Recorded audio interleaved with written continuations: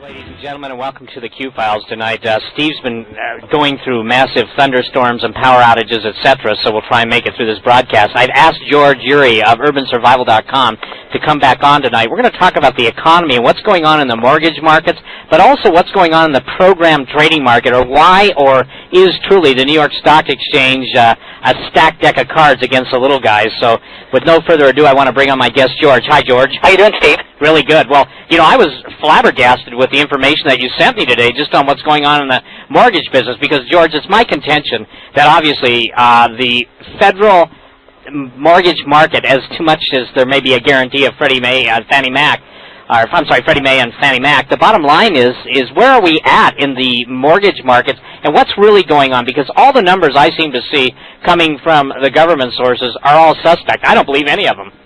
Well, it is kind of hard to get your arms around it because it is such a hugely complex problem.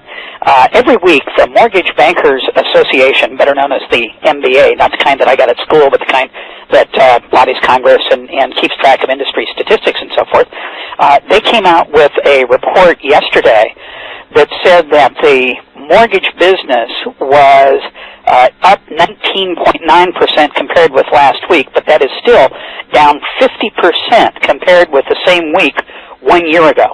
So what we've got, now you have to understand a little bit of how this economy is working. The Fed has been printing money at a pretty healthy clip, and we've seen that the M1 rate, which is the narrowest measure of the nation's money supply, has been growing at about a 7.5% annualized rate for the past 6 months or so. However, the M3 rate has been growing at a much faster pace. You know, back in the old days when the Federal Reserve was started up, and I want to say 1913 or so, the Fed really had a tremendous amount of control of the money supply because they were printing up silver certificates and other forms of, I guess what we would call today, hard money, as opposed to soft money. Soft money, or fiat money, is backed by the full faith and credit of the government. But that money doesn't have the same weight to it, if you will, in international trade as do currencies which are backed either in whole or at least in some part by a precious metal.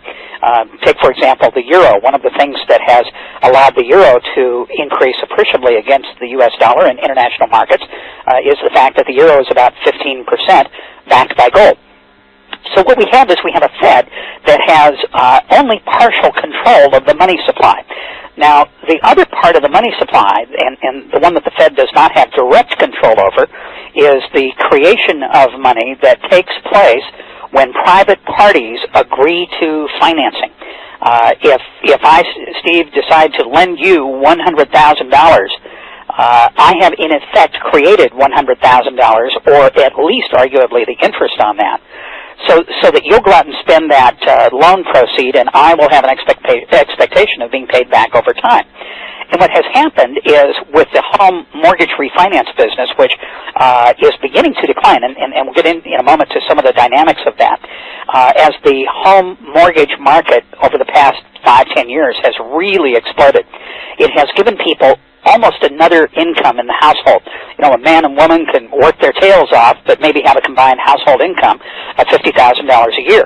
However, if they bought a house in a hot market like Orange County or up maybe around Burbank in the Los Angeles area, they may have purchased a house 5 years ago for $300,000, and maybe it's $500,000 or $600,000 today. What people have done in huge numbers is they've gone out and they have refinanced those homes, and they have pulled out the money from the refi. And the interesting thing about money, loan proceeds are not taxable as income. So if I lend Steve, I give you $100,000, you don't have to report that as tax because it's not really income, because you have a promissory note or a promise to pay me the money back. So it's borrowed funds and no tax due. So what happens with this is this hypothetical couple making $50,000, $60,000 but living in a $600,000 house, what they've been able to do rather successfully over the past several years is refinance on the way up. And it's possible, you know, I actually have friends in the area west of Burbank, you know, Sherman Oaks, that kind of area, or is it Thousand Oaks? And they're in a position where they can actually pull money out of their home. And it's been great because it has allowed them to do things for their kids and pay off cars and one thing and another, things that they used to be able to write off years ago on their income tax, the interest on car payments and so forth, but under the revised tax rules, you can't do that. You with me so far? Absolutely. Okay, so now what's happened is these people have been pulling money out, and that's effectively allowed a household with a real $60,000 income to spend at the $100,000 or $130,000 per year rate. Now that sounds like a wonderful thing, but it does two things. First, it creates money, and secondly, it creates a massive liability potential for Freddie Mac and Fannie Mae, which are the two big GSEs, government-sponsored entities, behind which we presently have the full faith and credit of the federal government. Now, Alan Greenspan knows it's a problem. If you notice here, a couple of months ago, he was up on television talking at some length about how we need to pull back, maybe not give quite the full faith and credit of the federal government, maybe some percentage. And like you'd take somebody off medicine or a drug, you slowly withdraw the percentage of federal guarantee and then let the market do with what it will. That didn't go over so good, and we've noticed the pricing of Freddie Mac and Fannie Mae has been somewhat adjusted in the market, but there's a lot more to go if you're one of the people who looks at the numbers closely. For example, if we had a 10% reduction in housing prices around the United States, that's not a big percentage. I mean, that kind of thing typically has happened in major recessions in the past. Yet we have just been through what some economists call a jobless recovery after a huge job-cutting recession, but we did not see the corresponding decline in housing prices. And so the housing bubble, one could argue, is still well inflated. And Greenspan's advice to people to go out and buy adjustable-rate mortgages in the face of a Fed that is actually announcing a plan to gradually raise rates, one has to sit back and say, hold it, do they really have my interests as a consumer at heart? I think what's happened, George, is he's got his role mixed up with the Wicked Witch of the West. I really do. I think he's going to end up under the house. Well, he's got some real problems, and this certainly ain't Kansas anymore, Steve. Yep. The problem that he's got, in a nutshell, is today the stock market for a couple of hours saw the 50-day moving average below the 200-day moving average, and that's a classic sign that the market is about to tank. I spent some time, quite a bit of time, on the phone today with a colleague of mine who runs a brokerage office for Raymond James and Company up in Shawnee, Oklahoma. The fellow's name is Robin Landry. Wonderful broker, one of the most ethical guys I've run across. In fact, you might like to have him on your show sometime because he's great. But his take on it is that this really could be the start of what he calls it.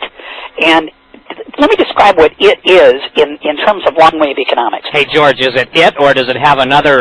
It has two more letters in front of it. Yeah, okay. It really is. Well, a little bit of background about the next depression. Because, unfortunately, the odds of us getting into a huge economic depression larger than the 1930s is something that my website has focused on since 1996 over at urbansurvival.com. And in 1996, when I started this as a capstone project for my master's, people thought I was nuts. They said I was crazy. How could I predict that we'd go through this? And yet, what we see happening today is we've been through a tech bubble that has burst and wiped out probably half to three-quarters of the jobs that the Internet tech wreck got rid of when it blew up. And now we've seen the outsourcing going to Asia, so the job impact of the Internet, unfortunately, except for some very well-managed companies like Cisco and so forth that are building infrastructure, and some companies that are doing specialty niche things like Adobe Systems is a great company, for example. But there are, how many companies went bankrupt? And that is the problem. It's very much analogous, however, to what happened leading into the Depression of the 1930s. The period of the 1920s, as was well documented in a book by Robert T. Ely, who is the chairman of the economics department at Northwestern University. He wrote a brilliant book called Hard Times, The Way In, The Way Out. And he described the next depression as coming in about 1933. He wrote it as a retrospective how we got there into the Depression. And he said, really, it boiled down to a classic case of automation. In 1920 or so, about 7 million acres of land was devoted to the raising of horses in the U.S. And those horses were used not for horse meat, but for transportation. That's as late as 1922, 23. It was still common to see horses around the peripheral of big cities and working in rural areas. But what happened was the automobile displaced all of those horses and made them obsolete. And so now what you had along about really starting in about 1919 or so, as tractors came along and slowly began being dispersed out into the agricultural community, you began to see a decline in the demand for horses and buggy whips and all the rest of it that went with that form of transportation. And then what happened by the early 1920s or so, 1922, 23, the farmers, the ranchers of horses who had been raising horses commercially to provide transportation, they began to have to come up with some other way to meet the mortgage because people just weren't buying horses. So what a lot of these ranchers did that had been raising horses, they decided to raise a cash crop. And so the cash crop many of them raised was wheat. And the problem with wheat or going to dairy cows or any of the other commodities was it led by 1928, 29 to a best of all worlds kind of economy if you lived in a big city and worked for a stock brokerage, much like we had that situation here in the period maybe 1998 through 2001. And that was characterized by lots of capital. It was characterized by overproduction or malinvestment in one part of the economy, in this case commodities on the farm, and that resulted in the biggest economic crash in history, from which we ended up destroying a lot of infrastructure because we just didn't have the demand for the same kinds of goods. We had other kinds of infrastructure that ended up being built by the CCC and other groups in the 1930s. So that was then. Now we fast forward to now. We've had a run-up in the technology stocks. I wrote a piece about how the technology stocks were about to burst and published that September of 99 and got all kinds of nasty grams from people that said, I was nothing but a doomsayer and so forth. Oh, you on that statement alone, George, you probably were accused of, how should we say this, having a burger fest with the sacred cow that, remember, perpetual prosperity? I mean, yes. That's what they were, that, as you know, that slogan was bantered around just as it was in the late 20s, and it was readopted, and I can bet you were not popular at that point. Oh, I was the hate kid. I was the poster boy for gloom. There were a bunch of us that hung around the University of Colorado had a discussion group for academics and others that was called the Long Wave Econ Group. And if you do a search on Google, you can still find literally hundreds of intelligent comments about market peaks and periodicity of long wave economics, which I continue to be fascinated with. But so what happened when we got to the top in 2000, we did not go directly down. We went down slowly, but as my friend pointed out to me today, he said that if you look at Bob Prechter's work, you'll see that what happened between the top in 2000 and the bottom when was it, 2002 or so, and then we started the bounce back. Actually, no, it was 2003, and then we started the bounce back up that may or may not be over, and I'll get into that in a second. We are probably going to start our next wave down. Now I got to take you to school for a sec. You ready? You got your notepad handy? I am ready, and remember that we got to get this really simple so people understand how this is affecting them and going to infect their finances beyond anything they may have imagined. Oh, sure. Well, and it's worth buying his book. Go to ElliottWaves.com, and Bob Prechter, Prechter,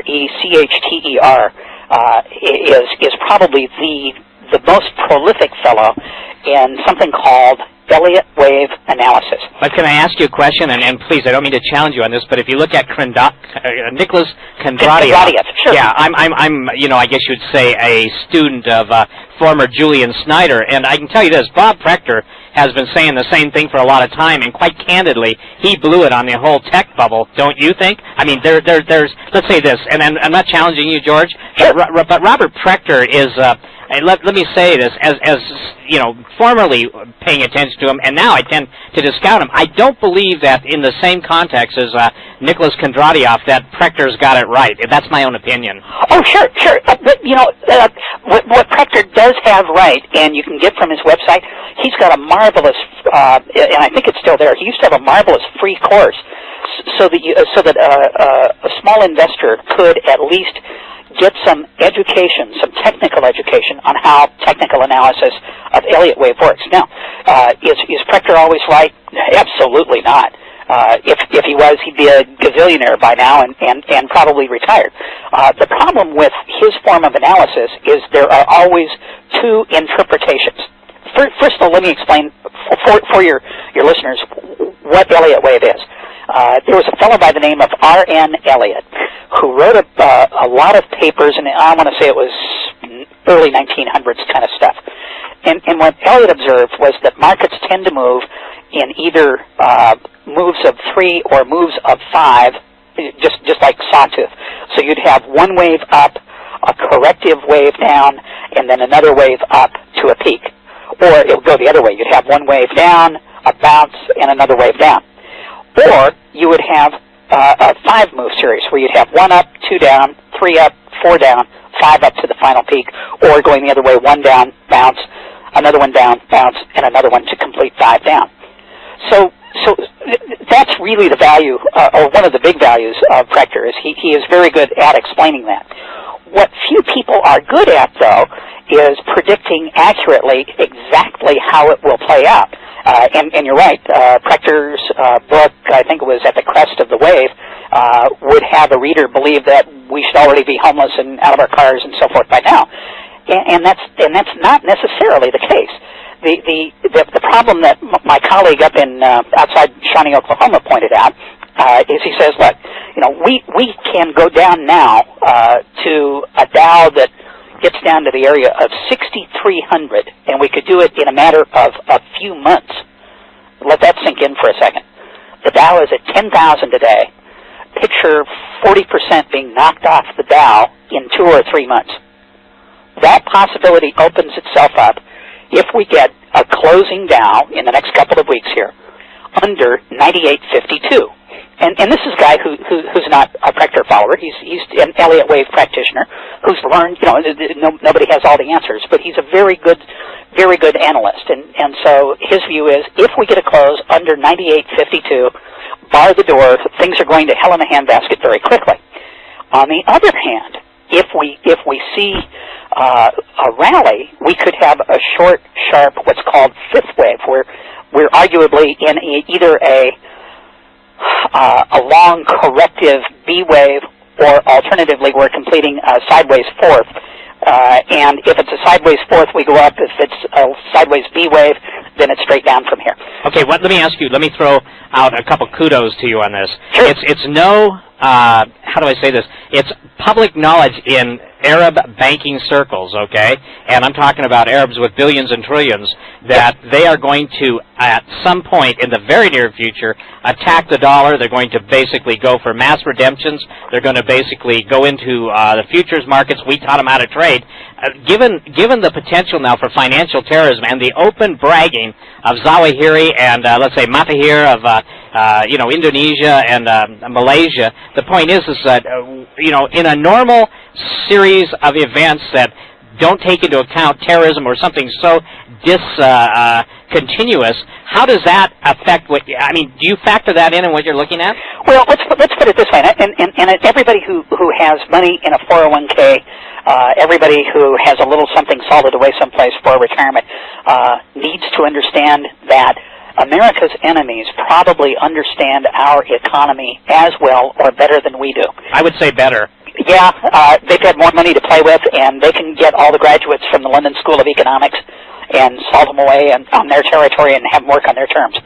And nothing wrong with that. I mean, good schools, smart people, yada yada, globalism, that's the way it works. However, if we had a terrorist strike in the next week or two before the market has a chance to break out on the upside, and if we had a strike that could get us a couple of days of closing below 98.52 or so, and I'm not sure it would even take a really big terrorist event to do it, that scares the hell out of me, because what that says is then it's very short order down to 7,500, and from there a gradual decline to 6,300, and if you look at Kondratyev's work, Kondratyev says basically if you have longer wave periods, and that's something that I've done a lot of work on, is the Kondratiev wave period.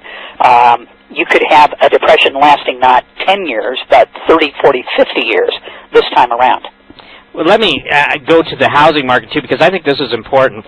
With the push on adjustable rate mortgages, I've been harping on this show for a long time that people have got to lock into the fixed rates in a situation that they can afford. If we take a 10 to 15, 20% spike down, let's just say this, for instance, a catastrophic event takes place in New York, Boston, or D.C., L.A., too, and the cross-insurers and the reinsurers start to basically put massive terror premiums on just the housing insurance. You're required to have it for your mortgage. What happens when people simply can't step up to the pump if their insurance has doubled, the valuation of their house is, let's say, hit 10 to 15%, and they're all locked in on ARMs? Isn't that really the ultimate nightmare?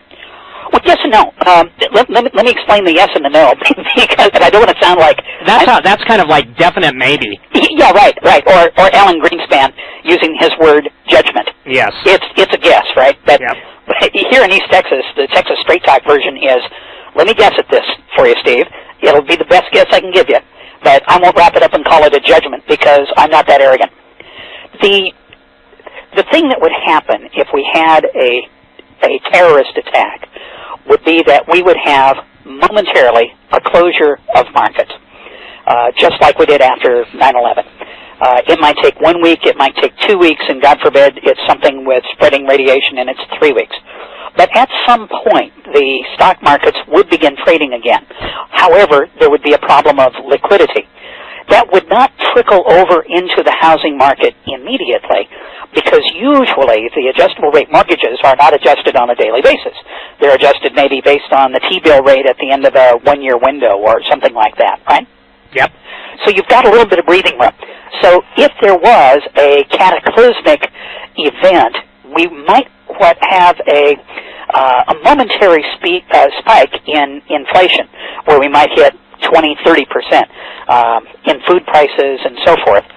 But the housing price might not go up accordingly.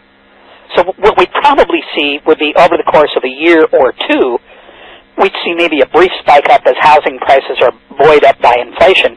And then as people begin to walk away from their mortgages, which they would not be able to afford under that scenario, then what happens is the price of housing begins to come down, and then we get into the really deflationary part of the Depression, which is where cash is king. It's my plan that when we get to that point, I'm out of the market, have been out of the market now for 8 months. Not 8 months, maybe. Yeah, close to 8 months.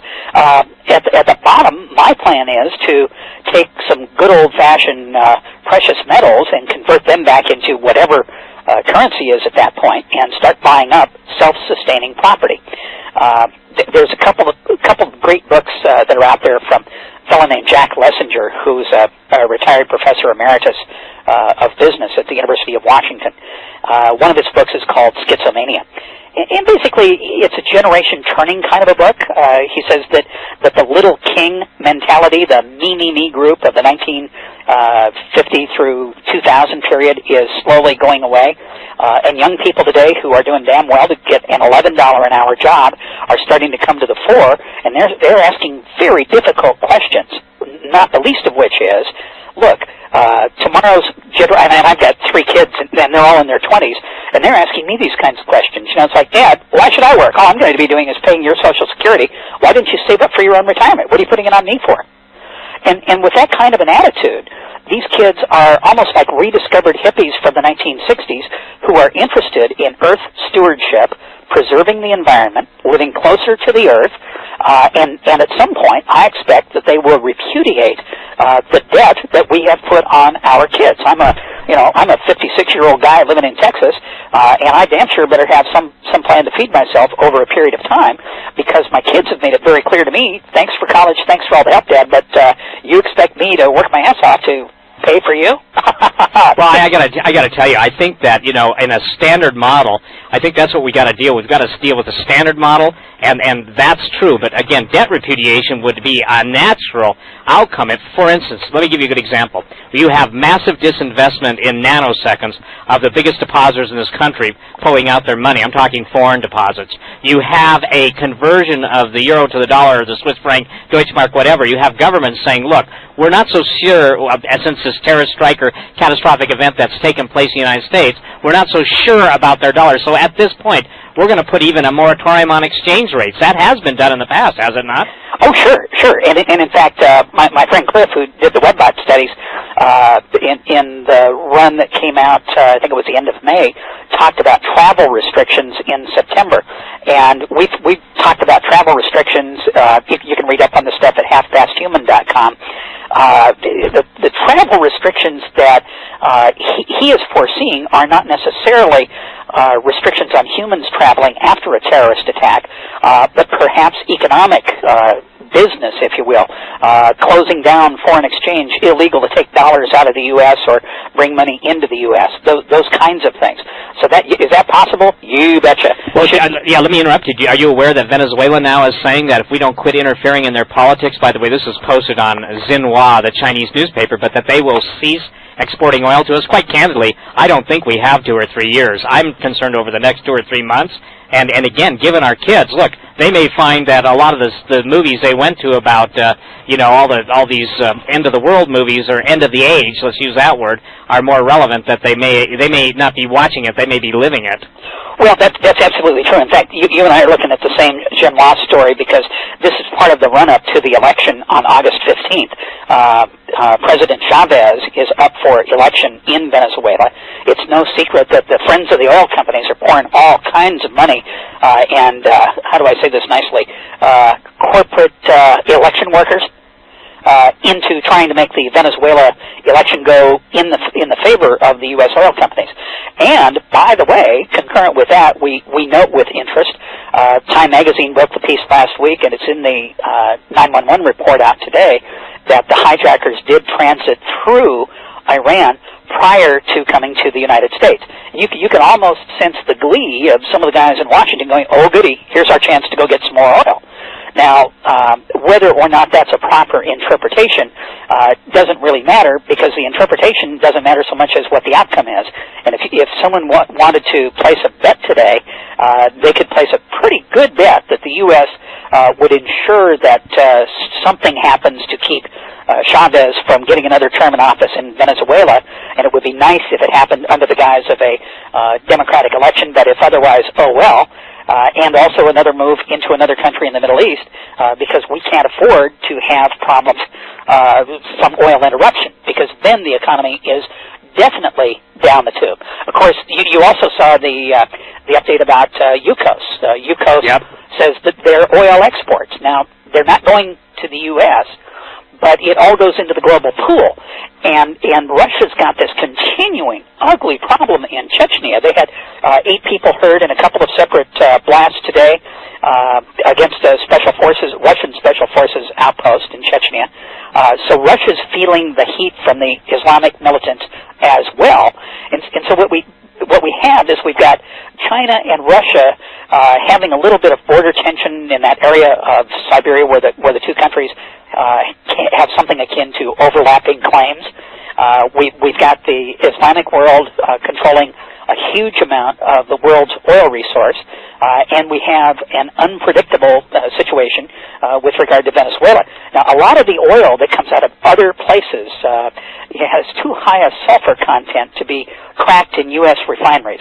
Essentially, the way you get gasoline is you get crude oil, bring it up to a boil, and then as it goes up what's called a cracking tower at different places up the tower at different temperatures, distillates, or the things you get from distilling, come out as little beads and are collected. And up at the top of the tower you might get something akin to natural gas, and at the bottom of the tower you get coal tar, and maybe a third of the way up you get regular, and another couple of feet up you get high-octane gasoline. So that's how refineries work. But what screws up refineries is if you have too much sulfur in the crude oil that you're bringing up to a boil, and therein lies a major problem.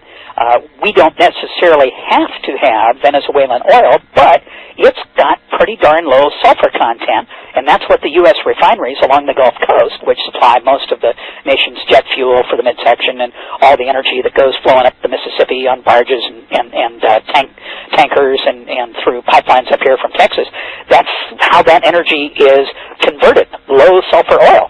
So if we had to go to a different kind of an oil, maybe Liberian or maybe some other country's oil, it's not nearly as attractive as the oil from Venezuela. Hey, George, hold on. We've got to take a break. The nice thing about this show is I can choose my breaks, but I got to get my sponsors on. Ladies and gentlemen, my very special guest, George Jury, urbansurvival.com. For those of you that are interested in the financial overview that George provides, go to his website, and you can join and by membership and get some of the most fascinating information in the world. You're listening to Q-Files. I'm Steve Quayle. We'll be right back.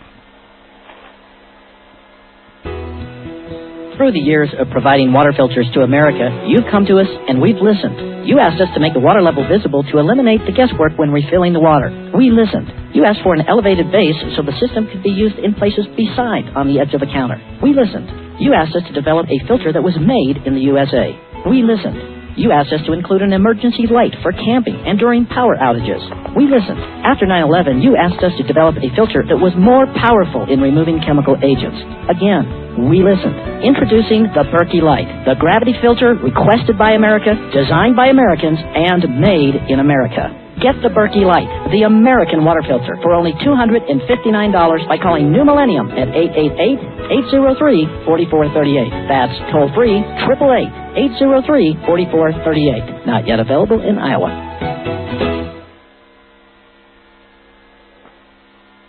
This is the Reality Radio Network on Telstar 5 Transponder 5 and on the internet at realityradionetwork.com.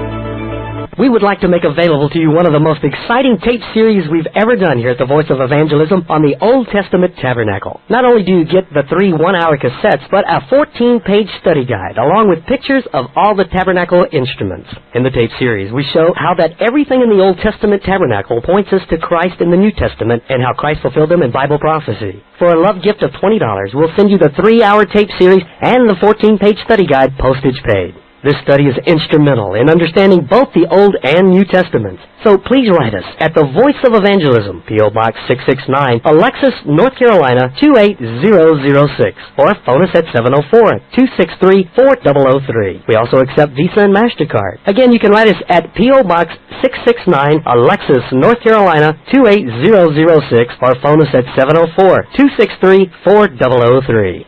Hi, Steve Quayle for Renaissance Precious Metals. I'd like to draw your attention to palladium, the most overlooked precious metal for your financial consideration. Palladium was discovered by William Wollston in 1803 and named after the asteroid of the same name. Palladium has the unusual ability to absorb 900 times its weight in hydrogen, making it necessary for fuel cells in cold fusion. Palladium is used in telecommunications equipment, electrical relays, and catalyzing cracked petroleum products. Palladium's price has exceeded platinum's when 2 years ago it reached $1,100 per ounce. I've been recommending palladium to my listening audience for several years now, when it was only $125 per ounce. Palladium will become the wise choice of astute investors. If you'd like to find more out about purchasing palladium, call me, Steve, at 406-586-4840. That's 406-586-4840. Hi, I'm Steve Quayle, and I have some exciting news for those of you who listen to our show on shortwave or want to listen on shortwave. A company called Radio Labs has created what has to be called the world's best shortwave radio. They call it the Super 909, and let me tell you, it really is. I just bought one. The Super 909 comes as a complete kit with an AC adapter, a portable shortwave antenna, and a carrying case. The reception on shortwave, AM, FM, and sideband is awesome, and the radio is set up so that you can add other antennas for even better reception. The radio, though it's only about as big as a paperback book, sounds like a much larger radio. And when you turn on the Super 909 and see that beautiful display, you'll know you have something special. The engineers at Radio Labs have created something so unique with their Super 909 that you really need to see it and hear it to believe it. Go to their website, radiolabs.com, and see for yourself. That website, again, is radiolabs.com, or you can call for more information at 707-616 707-616-5377. That's 707-616-5377. The Super 909 radio from the good folks at Radiolabs. Get yours now and tell them Steve Quayle sent you. Well, ladies and gentlemen, before I get back to George Ury, my guest from urbansurvival.com, I want you to know that I ordered my portable solar power pack today, and this is a totally self-contained portable rechargeable power center that basically comes with a high-capacity sealed battery pack with a charge indicator on it. Now, it's really small. It's only about 10.5 inches by 25 inches open and 6 by 10 inches closed. In other words, you open it up, and you've got a portable solar power cell housed in a water-resistant ballistic nylon case with handles and mounting holes. You can charge it in the sun or from your car's cigarette lighter, and the included adapter works with any battery-operated device. You can use with a small inverter for larger laptops. Now go to the Radiolabs.com website and see the portable solar power pack, or call them toll-free, and by tomorrow that ad will be changed. 877-575-3700. 877-575-3700. And by the way, everyone, I've had so many emails of people having problems on the Internet today. I just reiterate, the Internet's going down. The only way you're going to get any information beyond the bizarre boys on network news is through the shortwave radio. So please, again, give them a call, 877-575-3700, and tell them that I sent you. Now, George... wait a minute. Yeah. Before you get going, Steve, I got to tell you something really important for your listeners. Okay. If you go out and get a 909, do two things for me. Get the 60-foot antenna kit, because big antennas in the wintertime are absolutely amazing, especially if you have kids. Kids who are going to school find listening to shortwave radio just absolutely interesting as all get out, because you can hear like Radio Japan's version of rock and roll. You can hear the news out of New Zealand and things like that, and it's really a worthwhile hobby. Well, thank you so much for that, George. And again, I know that you have been probably seeing just the amount of cyber attacks that are being owned up to by the Russians and the Chinese and everything else, but the Internet's going down, let's face it. Now, here's a question for you, okay? Sure.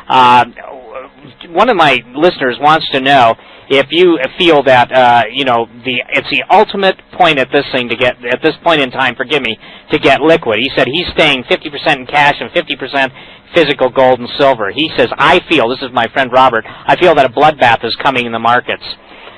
Well, that's the problem of timing. You can either be 5 minutes early and kick yourself for being 5 minutes early, or you can be 30 seconds late and get killed. Yeah. And as I say, I got totally out of the markets 8 months ago. I have not had any trades at all for 8 months, and for me, as an SEC designated pattern day trader, that was a major adjustment, because I was sitting at my desk, maybe twice every hour, looking at my portfolio, going, okay, time to sell these options. And I was playing options very close in, because I don't like paying for time premium. When you buy an option on a stock, it's a promise to buy or sell the security, the underlying stock, at an agreed-upon point in the future. And options expire on the third Friday of every month. And so you can buy an option, let's say you pay $10 and buy an option that you can buy a share of IBM for $100 a year from now. Well, you get a tremendous amount of leverage using options, but you never actually own the underlying security until the option expiration comes around, and then the option either expires worth something or you've lost 100% of your money.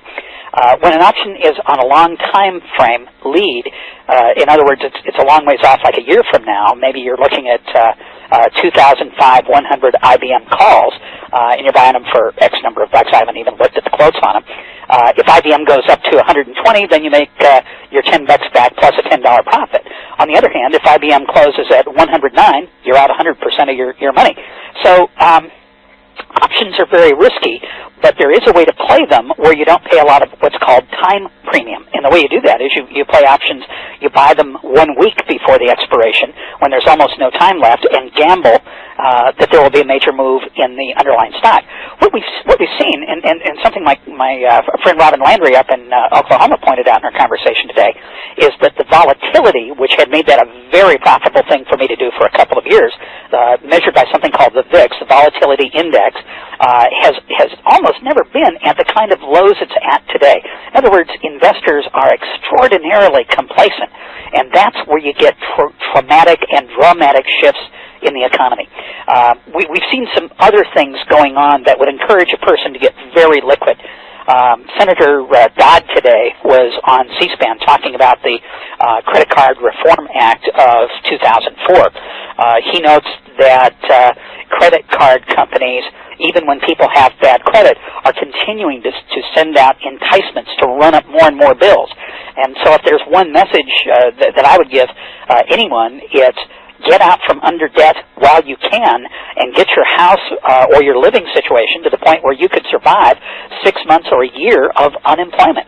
I know that's not practical for a lot of folks, but it is doable. And let me share this with you, George, too. Sure. When you've moved to Texas, and on I think the first show we talked about, you got your long-term storage food. I'm now seeing people getting back into that mode. You know, one thing that Y2K did is it showed people the potential for a major interruption in their lifestyle. But the other thing it did, after nothing happened that was as cataclysmic as a lot of us thought, including me, would happen, is that people became complacent. So what you're saying your broker friend is identified as apathy or just, everyone's asleep at the switch. I got to tell you something. In history, that's a recipe for disaster. And I think that, given the events that we're seeing, and you were the one that broke the story on your website about the secondary situation of the flight, where a group of, a half a dozen Middle Eastern men were scoping it out. Now the Washington Post, and that's no conservative icon, is carrying the story that people are being scoped out. So, again, given the fact for a spontaneous event that could absolutely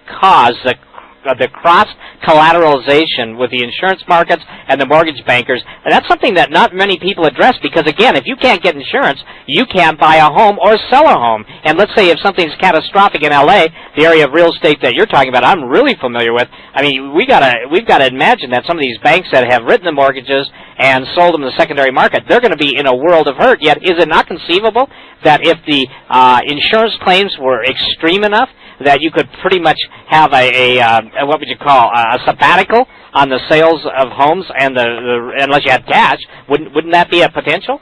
Oh, sure. There's no question that you could have literally a lockup in the real estate market. That's the word I was looking for. Yeah, because what happens is people want to have someplace where they can live, right? And if a couple has been living in a house and they've been making payments on it for 5 or 6 years, and all of a sudden something terrible happens to America, and they can't make the mortgage payment because maybe it's God forbid there's radiation, and where the husband and wife used to work, they can no longer go to work there. So you sit back and you go, wow, what a terrible situation that would be. How would these people live? The answer is the federal government would have to do some kind of dispensation or emergency funding, but then look at what that does to the currency. The currency is already hugely hit. By the way, speaking of the mortgage business, there's a story this afternoon that Washington Mutual, which is the biggest U.S. savings and loan, is shutting down 100 retail lending and loan processing offices around the country, cutting 1,840 jobs, and staff cuts come on top of the 660 jobs that were cut in the closure of a Texas loan processing facility that was announced yesterday. So we can see that they're anticipating what they're doing, Steve, is they're seeing reality. Right. Reality is from the Mortgage Banking Association. We've talked about it, but it isn't real unless you happen to be one of the 1,840 people that are getting cut. The mortgage volumes are drying up, and that means the velocity of money is slowing down.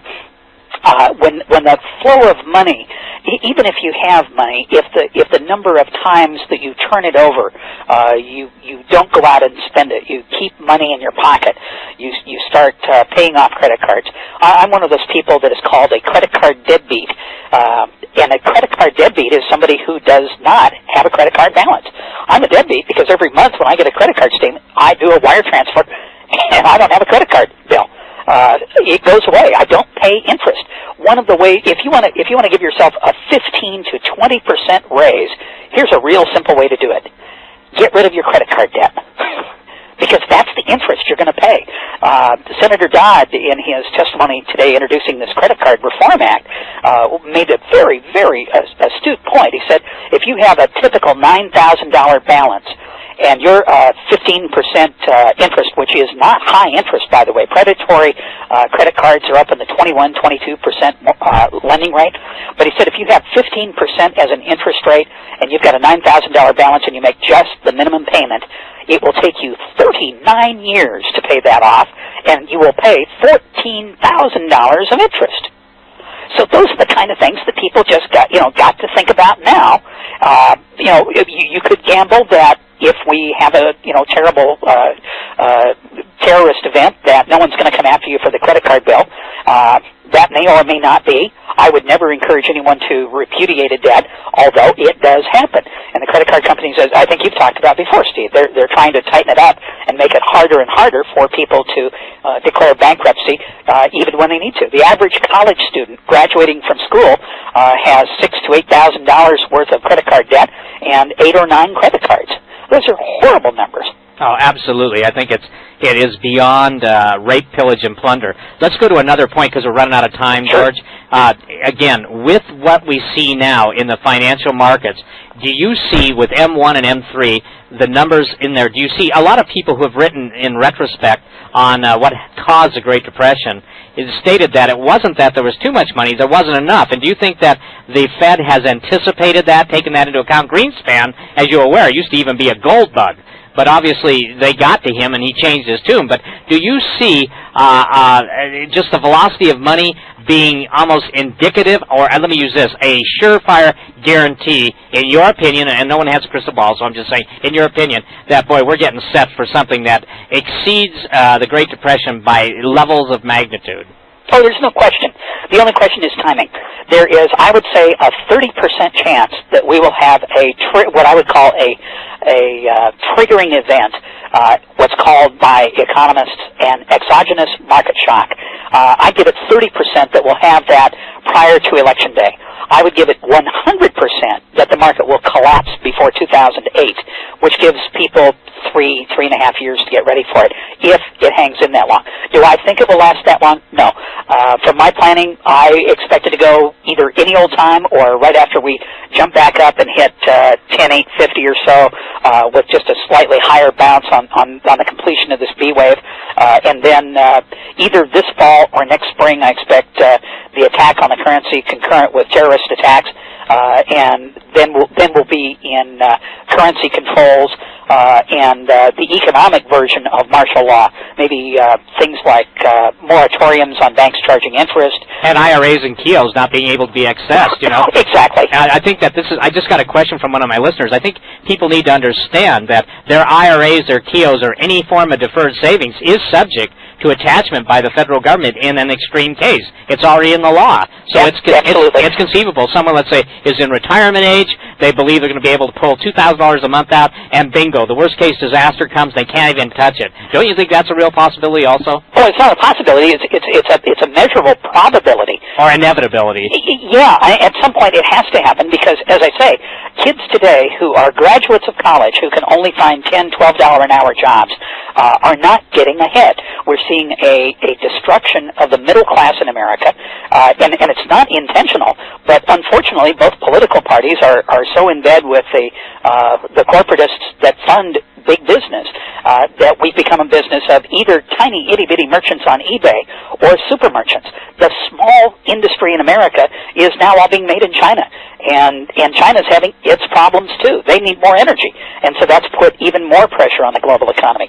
I think if there were 3 things that I could recommend people do that everybody can do, it would be try to reduce your credit card debt, or at least get it on just one card, so you just got one problem to deal with, not 6 or 7 or 8. I would get an absentee ballot, and I would order your absentee ballot tomorrow. Don't wait till we get close to the election. Plan on voting absentee this year, because then there's no way that you can be kept from voting, and there's a paper trail.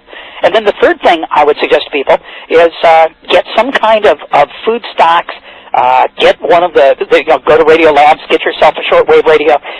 Communication is going to be everything, especially when the power goes off. So get yourself some batteries, get yourself a month of food, a month of water, maybe even be like I am and be crazy and buy a set of potassium iodine pills for each member of the family. Yeah, no, nobody thinks you're crazy because, again, I've been doing talk radio for 11, 12 years, and no offense, but 30 days, I think, is wishful thinking. I think, we're looking at a continued disruption. And, again, if we have what the web bots are turning up, any type of transportation hold up, and that can mean a lot of things. That can mean 18-wheelers can't go either. Then we've got bare shelves, and we got a real issue. Let me ask you this question, George, because again, I'm up against we've got about 2 minutes left. Sure. Here's from one of my listeners. He said, Steve, there are many National Guard and reservists that are serving right over in Iraq that have had their pay all messed up, and I'm reading that they are losing their homes because of the messed up pay. Will take 2 years to get all of their messed up pay cleared up. This guy wants you to comment on that. I think it's obvious what your statement will be. Well, sure. That was something that Senator Byrd was talking about today in the Senate. He said when the administration came in May and said we needed a $25 billion, Wolfowitz went into the Senate and said we need a $25 billion blank check. Senator Byrd points out that that's ridiculous, was ridiculous then, but now we come to find out that the administration has overspent by something like $12 billion in the combined services, and as a result, pay and other things are screwed up. So what we have to do is we have to sit back and say, look, we have the best, loyalist, smartest military in the world, but the guys at the top have to stand up and stop posturing and produce some results. And when something like the 911 Commission comes along and says, my God, get your Security Act together and get one person in charge, that's the direction America's got to go.